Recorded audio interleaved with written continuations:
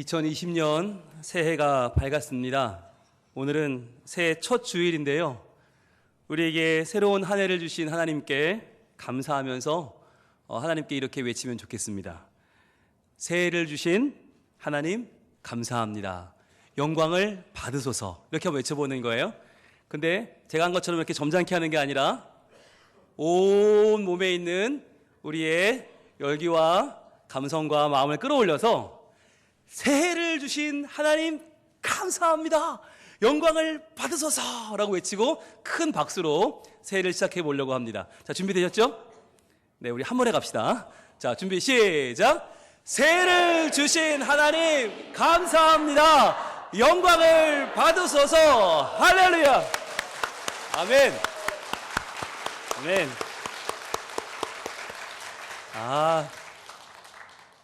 저 이거 너무 하고 싶었어요. 우리가 새해 첫 예배에 나오면서 많은 분들이 기대를 하고 오십니다. 오늘 목사님 어떤 말씀을 주실까? 참 오늘도 은혜 받아야지, 좋은 말씀 들어야지, 이런 마음을 가지고 오시잖아요. 저는 어떻겠어요? 저는 작년에도 그전에도 말씀 잘 들었습니다, 너무 좋아요, 이런 이야기를 많이 들어서 올해에는 더 막 부담이 되는 거예요. 더 좋은 설교를 해야 할 텐데, 더 은혜를 끼쳐야 할 텐데.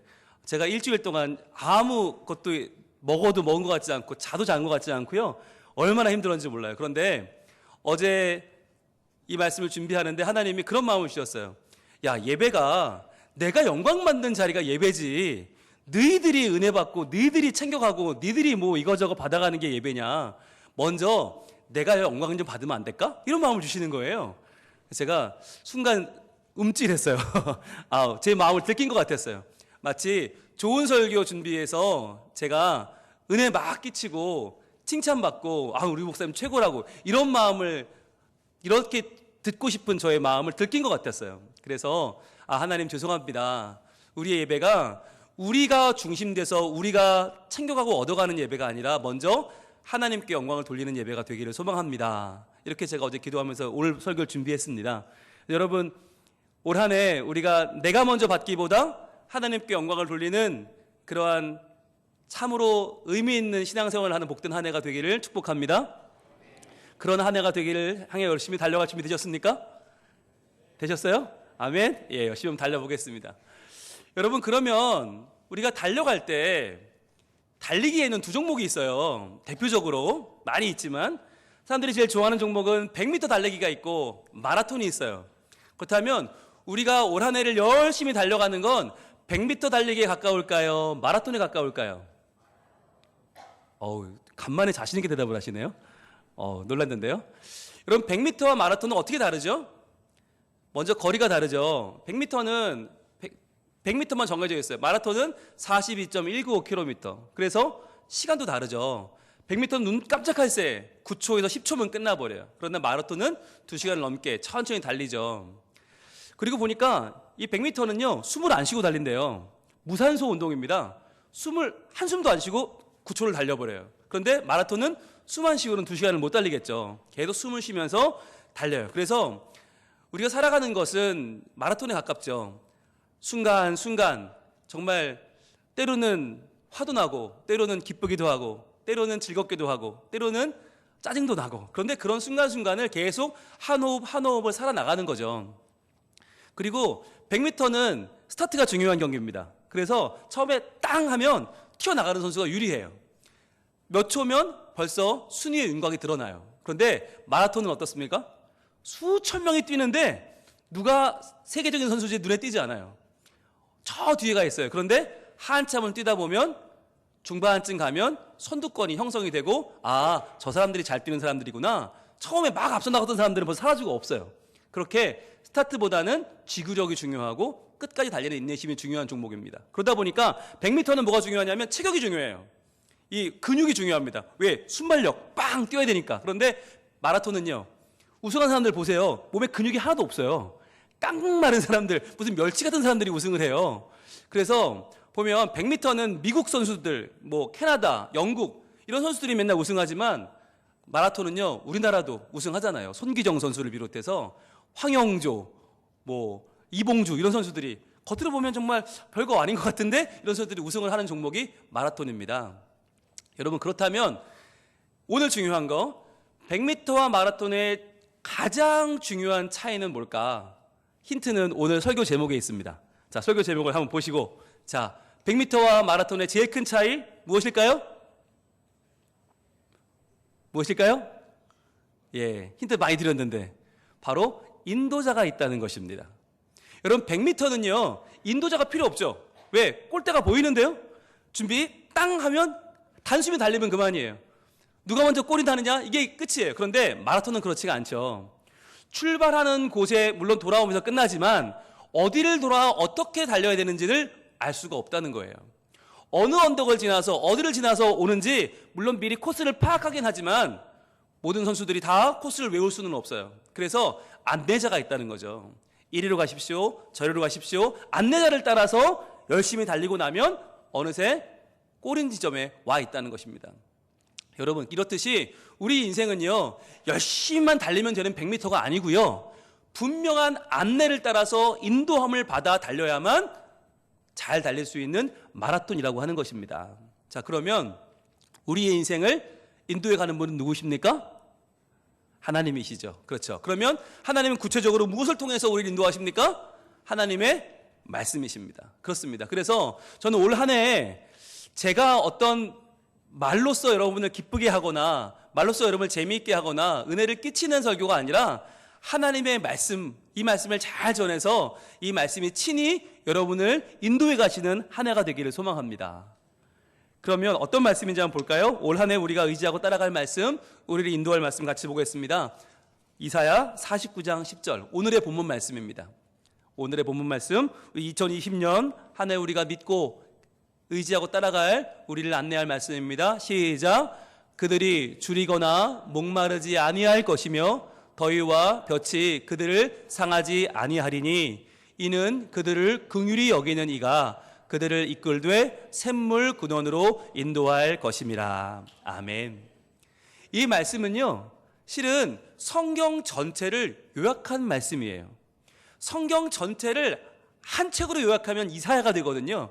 이사야는 66장으로 되어 있어요. 성경은 66권이잖아요. 그런데 이사야 66장을 또 요약하면 한 절로 요약이 되는데 그것이 바로 오늘 이사야 49장 10절이에요. 여기는 뭐가 들어있냐면 인생의 현 주소가 들어있습니다. 우리 인생이 얼마나 힘들고 얼마나 각박하고 얼마나 아픈 것인지가 들어있고, 또 하나 그 인생을 극복할 수 있는 유일한 역전의 포인트, 바로 하나님의 구원 행동이 들어있습니다.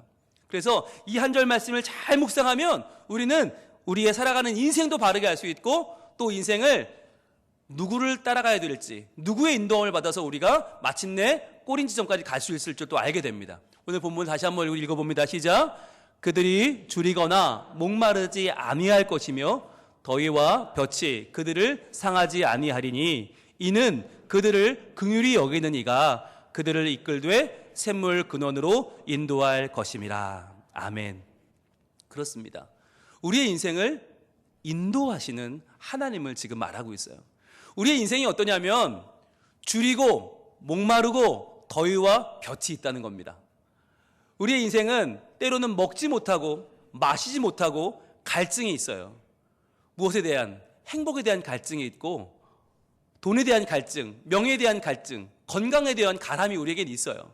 그뿐만 아니라 더위와 볕이 뭐냐면, 더위는 바닥에서 올라오는 지열을 말하는 것입니다.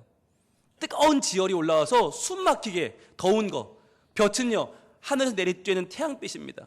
여러분, 그렇다면 이 줄이고 목마르고 더위와 볕은 어디를 말하는 것일까요? 바로 광야입니다. 광야길, 먹을 것도 하나도 없고 마실 물도 없고 땅에서는 열기가 올라오고 하늘에서는 태양빛이 내리쬐는 이 광야길. 여러분, 인생은 광야 같다고 하잖아요. 그럼 우리는 힘들겠다, 어렵겠다라고 생각을 해요. 그런데 여러분, 이 광야길이 정말 힘든 이유가 뭘까요? 이 광야길이 정말 문제가 되는 이유는 뭘까요? 그것은 목마름도 아니고 주림도 아니고 땅의 열기도 아니고 태양빛도 아닙니다. 광야가 정말 힘든 이유, 정말 광야가 우리를 미치게 만드는 이유는 뭐냐면 거기에는 길이 없다는 거예요. 어디로 가야 할지를 알지 못한다는 거예요. 어떻게 가야 될지 이 광야를 통과할 길을 알지 못한다. 광야는 길이 있지만 모래바람이 한번 불고 나면 그 길이 사라져 버립니다. 그래서 어제 있던 길이 오늘 없고 조금 전에 있던 길이 지금은 없어져요. 길이 없어요. 그래서 어디로 가야 할지를 알지 못하기 때문에 조급하게 이리저리 뛰어다니다가 결국은 탈진해서 죽음을 맞이할 수밖에 없는 것이 광야예요. 자, 그런데 이 광야를 하나님 말씀하실 때 1차적으로 누구에게 말씀하셨나? 유대인들 아닙니까? 근데 이 유대인들은요, 이스라엘 사람들은요, 광야를 우리처럼 그렇게 힘들고 어려운 곳으로 느끼지 않아요. 왜 그럴까요? 하루만 살아도 미칠 것 같은 이 광야에서 이스라엘 사람들은 무려 40년을 살아봤거든요. 어떻게 해요? 목이 마르고 줄이고 땅과 하늘에서 열기가 쏟아지는 광야에서 어떻게 40년을 살았을까요? 바로 하나님께서 그들을 인도해 주셨기 때문입니다.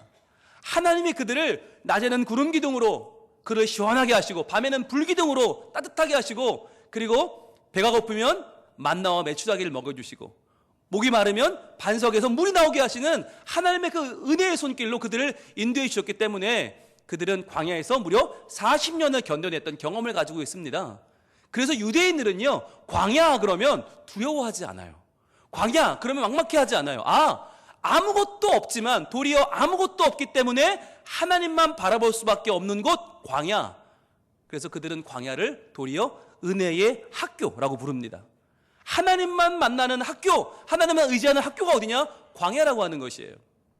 여러분, 이 광야를 우리가 지날 때 우리의 모습을 정확하게 뭐라고 말씀하십니까? 그들이 줄이거나 목마르지 아니한다고 말씀하세요.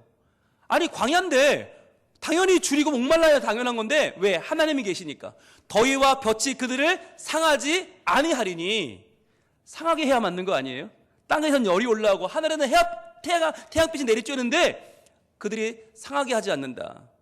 왜냐하면 이는, 이 중요한 겁니다. 이는 왜냐하면인데요. 왜냐하면 그들을 긍휼히 여기는 이가 그들을 이끌되 샘물 근원으로 인도할 것임이라. 여러분, 여기서 그들을 긍휼히 여기는 이가 누굴까요? 긍휼히 여기는 이가 누구예요? 여러분, 이 말을 원래 쓸 수 있는 사람은 한 명밖에 없어요. 누구냐? 엄마입니다. 엄마만 이 말을 쓸 수 있어요. 왜냐하면 긍휼히 여긴다라고 할 때 긍휼이란 말이 히브리어 원문으로 보면 라함인데요. 라함이 뭐냐? 아마 수요일에 나오시는 분들은 다 알 거예요. 라함은 어머니의 자궁입니다. 어머니의 아기 주머니, 자궁이 라함이에요.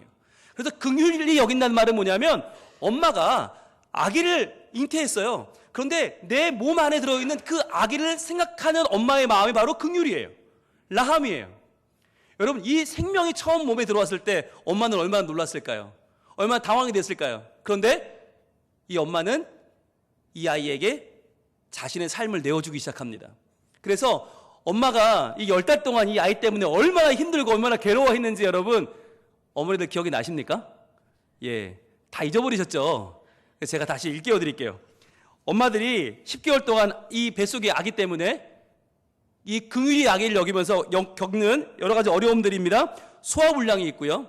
피로, 변비, 메스꺼움, 구토, 경련 막 떠오르시죠? 코도 막히고요. 손발이 붓는 부종, 얼굴에는 검은 반점이 생기고요. 치질과 요통, 잇몸 질환을 동반한다고 합니다. 기억이 나십니까? 예, 잘 먹을 수도 없고요. 숨도 쉴 수가 없고요. 잠도 마음대로 잘 수가 없습니다. 이러한 고통을 10개월간 겪으면서 엄마는 어떻게 해요? 아이의 뼈를 자라게 하고 아이가 숨쉬게 하고 아이가 이 세상에 나올 준비를 하게 하는 거죠.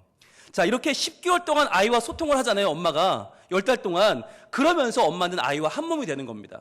그래서 마지막에 아이를 낳을 때가 됐는데 출산할 때가 되었는데 병원에서 어이고 큰일 났습니다. 아이가 지금 좋지 않다고. 자, 그러면서 선택하라고 말하죠. 아이입니까? 엄마입니까?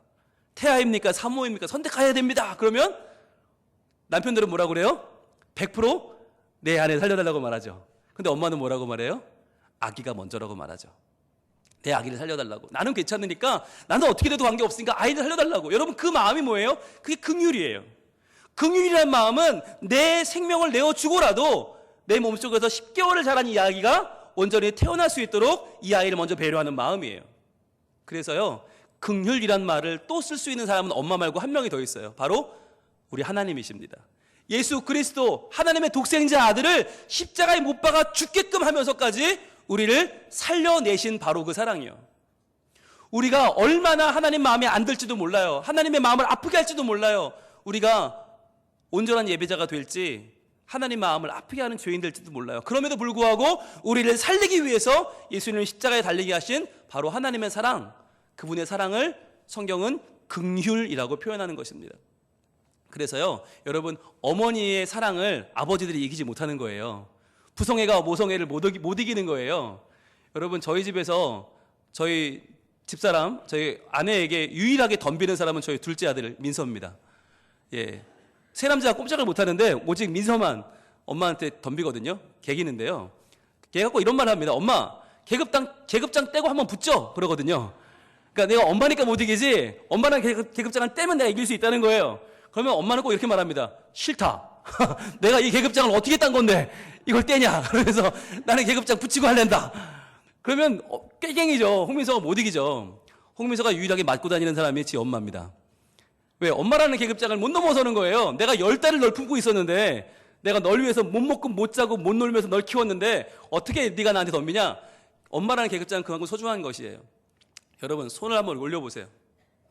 양손을 올려보세요. 자, 손가락 몇 개 있습니까? 10개 맞아요? 왜 10개입니까? 예, 어머니가 나를 뱃속에서 10달을 품고 계셨어요. 그걸 기억하라는 거예요. 그래서 우리 어머니가 나를 위해서 10달 동안 고생하시고 나를 사람 만드셨구나. 여러분, 이걸 기억할 수 있기 원합니다. 또 하나, 그만큼 하나님이 나를 사랑하셨다는 거예요. 하나님이 나를 어머니가 10달 동안 어머니의 자궁에서 아이를 품어 기르듯이 그렇게 나를 사랑하셨다. 그래서 내가 태어나기도 전에 예수님 십자가 달리신 거 아니에요. 여러분, 예수님이 2000년 전에 십자가 지셨어요. 이게 상상이나 되세요? 2000년 전에, 내가 태어나기도 수천 년 전에 예수님은 나를 살리기 위해서 십자가를 지셨어요. 나를 살리기 위해서 가시관을 쓰셨고, 나를 살리기 위해서 물과 피를 흘리시고 옆구리가 터져나가고 그 십자가 위에서 처절한 죽음을 당하셨어요. 왜?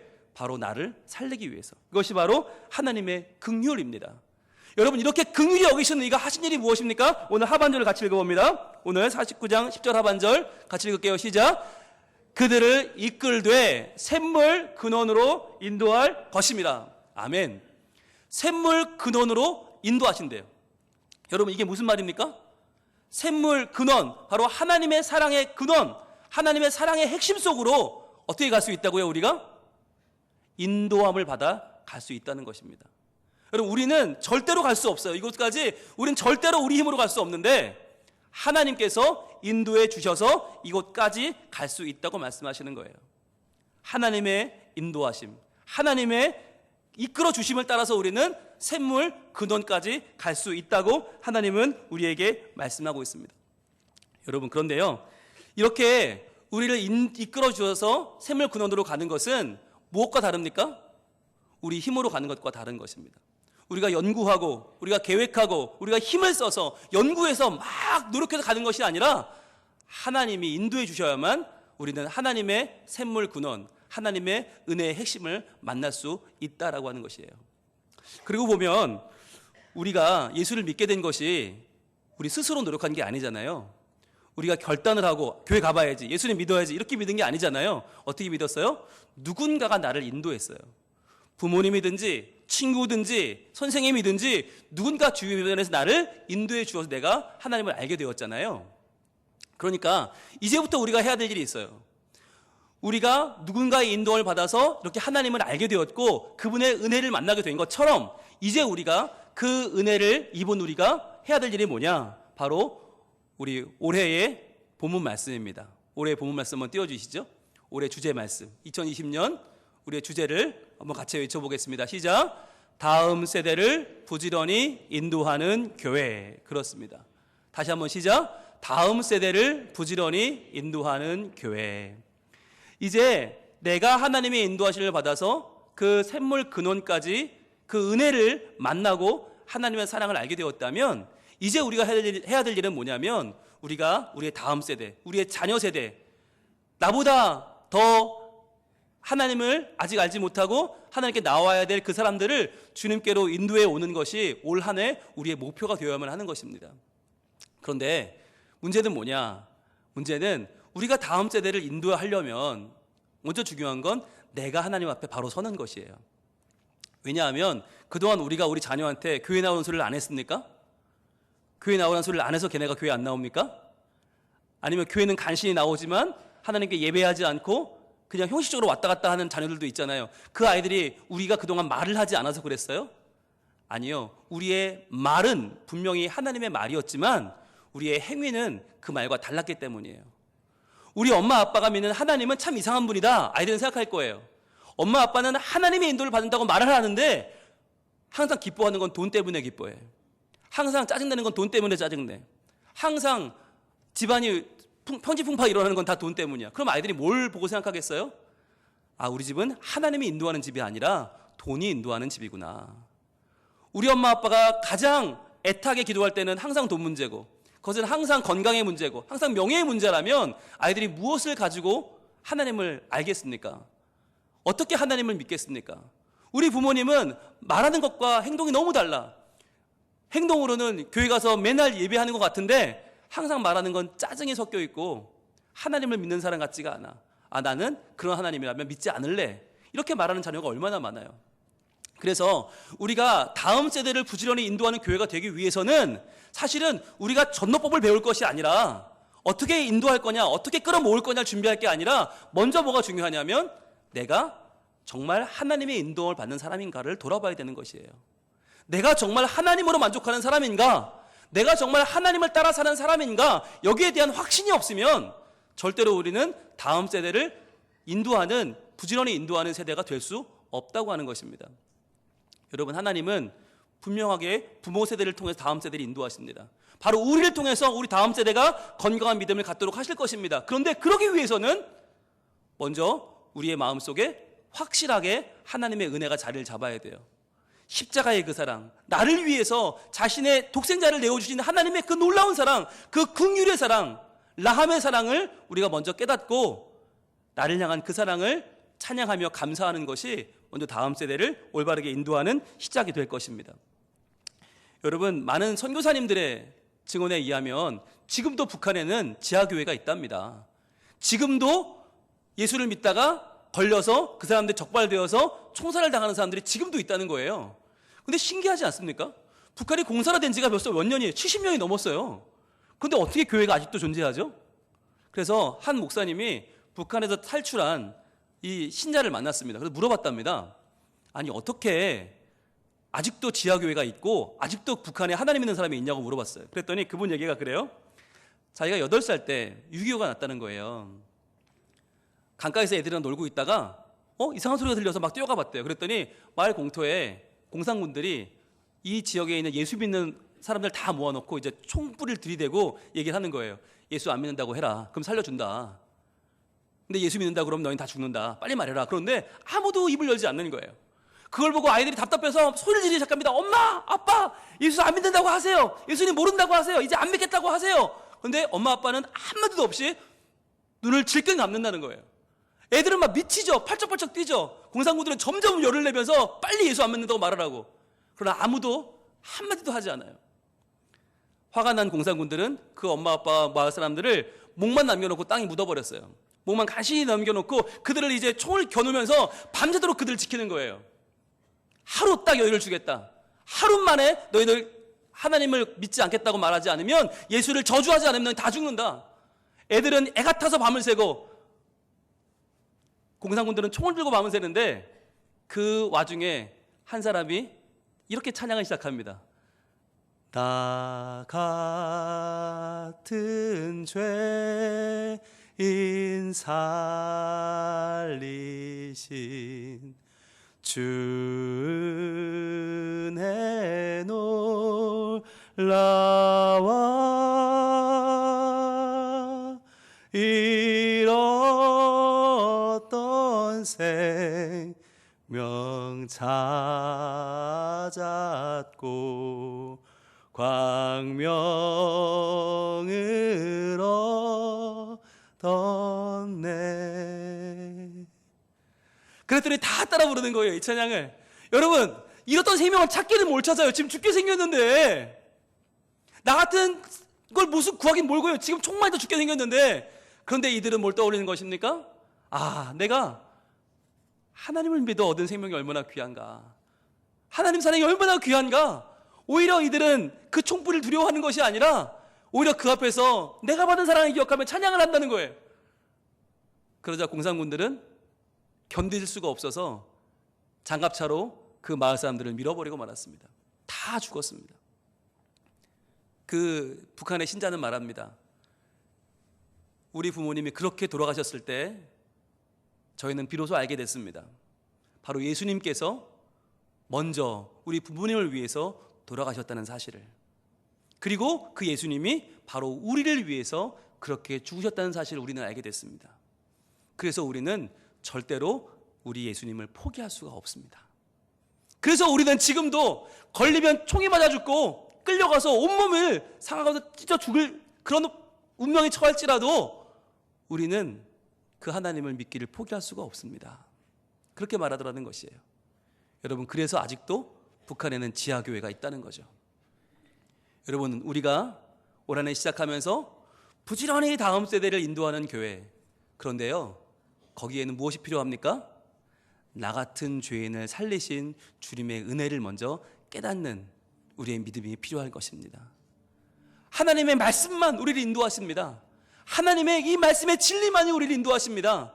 우리를 사랑하시되 아기 집 안에 있는 태아를 사랑하는 산모의 마음처럼 내 입맛대로 먹는 것이 아니라 아이의 입맛에 맞춰 먹어주고, 내 취향대로가 아니라 이 아이를 생각해서 건강한 것, 좋은 것만 보고 좋은 것만 먹으며 이 아이를 배려하는 그 엄마의 마음처럼 그렇게 우리를 사랑해 주신 하나님, 그렇게 올 한 해도 우리를 지켜주시고 보호하시며 우리를 하나님의 진리 가운데로 인도해 가실 그 하나님을 우리가 바로 믿는 것이 다음 세대에게 믿음을 전하는 시작일 것입니다. 이 시간 우리의 마음을 돌아보면서 하나님께 우리의 마음을 드립시다. 주님, 그렇습니다. 나 같은 죄인을 살리신 하나님의 은혜가 너무나 큽니다. 하나님, 이 믿음을 내 마음속에 확실하게 자리하게 해주시고 어떤 위협이 찾아와도 부정할 수 없는 이 사랑을 제가 내 삶 가운데서 먼저 고백하며 살게 하여 주옵소서. 그래서 우리 다음 세대가 저를 보고 그 뒷모습을 보고 따라오는 믿음의 전승이 일어나게 하시고 믿음의 대입기가 일어나는 복된 한 해가 되게 하여 주시옵소서. 우리 기도하는 마음으로 찬양하겠습니다.